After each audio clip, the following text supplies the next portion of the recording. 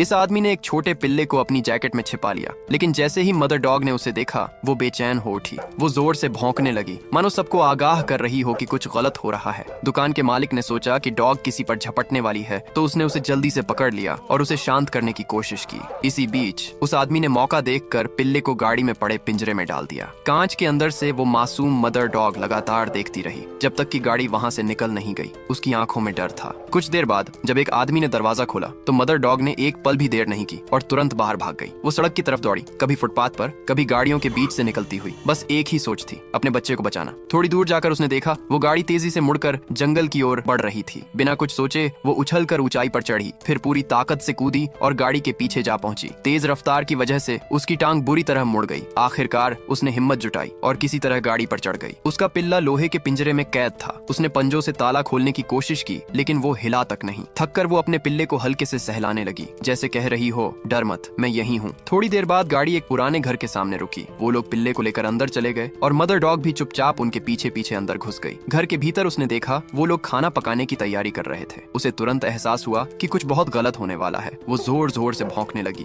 पर वो लोग हंसते हुए बोले, अच्छा हुआ तू भी यहाँ पर आ गई, और हंसने लगे। तभी उसकी नजर पास रखी चमचमाती हीरे की अंगूठियों पर पड़ी। बिना झिझक उसने वो सब मुंह में डाल ली। अब वो लुटेरे डर गए। उन्होंने पिल्ला वापस देने की बात कही, मगर मदर डॉग को उनके इरादे पता थे। वो सारे हीरे लेकर वहाँ से भाग निकली। वो लोग उसके पीछे दौड़े, पर थोड़ी देर में लुटेरे उसका पता खो बैठे। रात बीत गई। जब सब थक कर सो गए तो मदर डॉग वापस लौटी, धीरे धीरे कदमों से अंदर गई और बिना कोई आवाज के पिंजरा उठाकर बाहर जंगल तक ले आई। उसकी कई कोशिशों के बाद ताला खुल गया। पिल्ला बाहर आया और अपनी माँ से लिपट गया। फिर दोनों बिना पीछे मुड़े वहाँ से निकल गए, हमेशा के लिए।